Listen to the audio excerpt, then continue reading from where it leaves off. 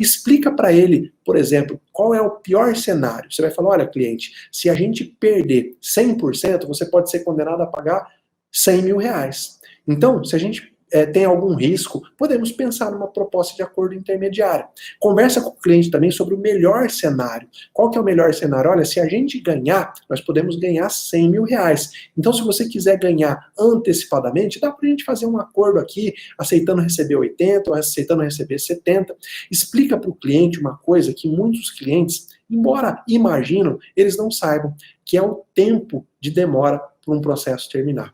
Infelizmente, as nossas leis, elas prevêem uma infinidade de recursos. Para um processo chegar ao fim, aqui na nossa justiça, às vezes demora 5, 10, 15 anos. E a parte, talvez, ela até sabe que o processo demora, mas ela não acha que é tanto. Às vezes ela acha que essa demora é de 1 ano, de 2 anos. Então, converse com a parte de forma bem clara e franca. Fala, olha, esse processo, se tiver a complexidade que está aparecendo, pode ser que ele leve 5 anos. Se você não quer esperar tudo isso, vamos formular uma proposta de acordo, tá? E o principal, fala para o seu cliente que o acordo é a única, talvez uma das únicas formas que devolve a paz social. O que é a paz social? Lembra que a gente estuda, quando a gente está estudando filosofia do direito, IED, a gente fala que o objetivo da justiça é atingir a paz social?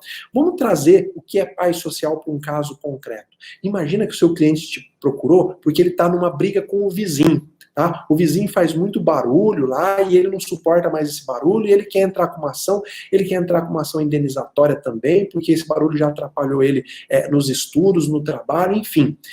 Ele te procura com essa situação. Ele não vive mais em paz, tá? Não tem paz ali naquela sociedade onde ele está vivendo. Ele entrou num conflito com o vizinho. E para piorar, ele ainda já discutiu com esse vizinho, já teve ameaça com esse vizinho. Toda vez que ele chega em casa, ele fica com medo do vizinho estar lá no portão, preparado para dar uma facada, para dar um tiro nele. Enfim, ele não vive mais em paz. E mesma coisa, o vizinho do lado. Fala para o seu cliente que em uma possível conciliação que ele faça com esse vizinho, além de se acertar aí economicamente, se tiver alguma indenização, além de se acertar com uma paz para o futuro, né, que o vizinho pode se comprometer, então, a não ligar mais o som num volume alto, etc., ele vai ter de volta a paz social, que é a paz para viver. Esses vizinhos, eles não vão mais ser inimigos, um não vai mais ficar olhando de cara feia para o outro, porque geralmente, quando se faz um acordo em juízo, se coloca uma pá de cal em tudo que já aconteceu. Eu vejo isso acontecer na prática. Um acordo bem feito, um acordo bem conduzido, além de resolver o processo, resgata a paz social. Então, você precisa esclarecer isso para o seu cliente. Professor, isso não é filosófico demais? O senhor não está sendo muito sonhador, não está sendo muito até infantil? Olha, eu posso até estar sendo, mas eu vou continuar com esse espírito de ter a certeza que a justiça pode ser, sim, utilizada para melhorar a nossa sociedade. E eu acho que se cada um fizer isso, em cada um dos processos em que atua, a gente vai conseguir melhorar o mundo onde a gente vive, tá bom? Então fala com o seu cliente sobre todas essas possibilidades de ganhar, de perder, e a possibilidade de se resgatar a paz social. Às vezes ele não está presente para isso, tá? Porque não é do dia a dia dele. E ainda, se tratando de audiência de conciliação, o que você vai fazer? E aqui está uma dica que eu ensino para os meus alunos, e eu aprofundo com eles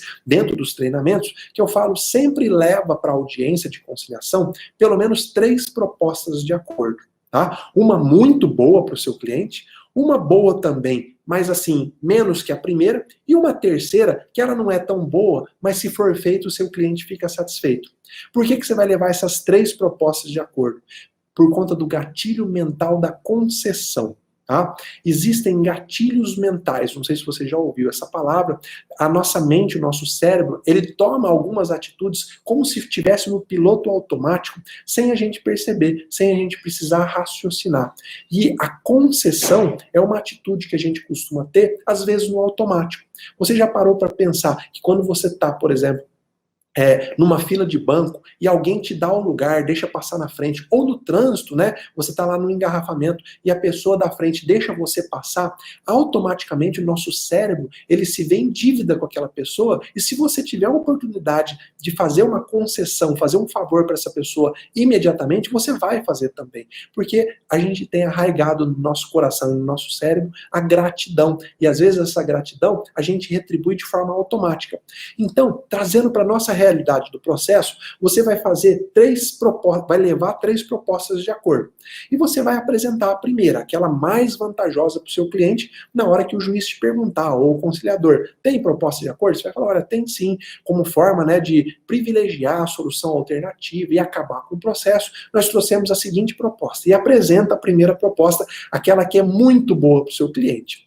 Na grande maioria das vezes, o requerido não vai aceitar, ele vai ver, ele só quer aquilo que é bom para ele, e ele vai falar que ele não aceita. Aí que entra a utilização do gatilho da concessão.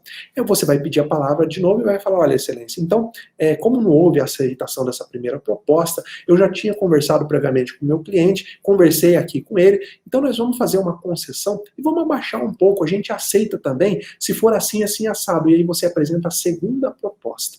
Veja que a parte contrária vai acabar vai ter acabado de presenciar você fazendo uma concessão, você abrindo mão de alguma coisa que antes você queria. Mentalmente, ela vai se sentir obrigada a também fazer uma concessão.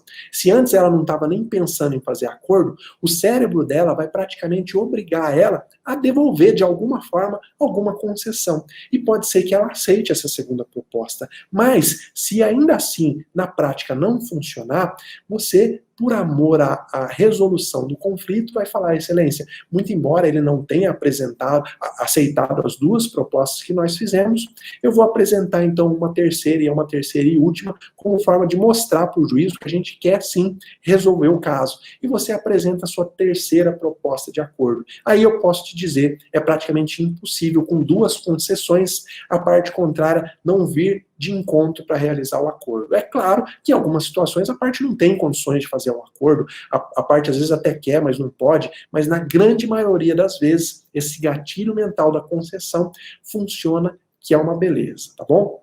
Olha, quem quiser se aprofundar no estudo disso que eu estou falando, de gatilhos mentais, eu sempre recomendo essa obra. O autor chama Robert Cialdini, tá? Ele é um americano que ele se dedica, um psicólogo americano, que ele se dedica a entender o que leva uma pessoa a falar sim para outra. Tá? E um dos gatilhos da nossa mente que ele estuda de forma aprofundada é o gatilho mental da concessão.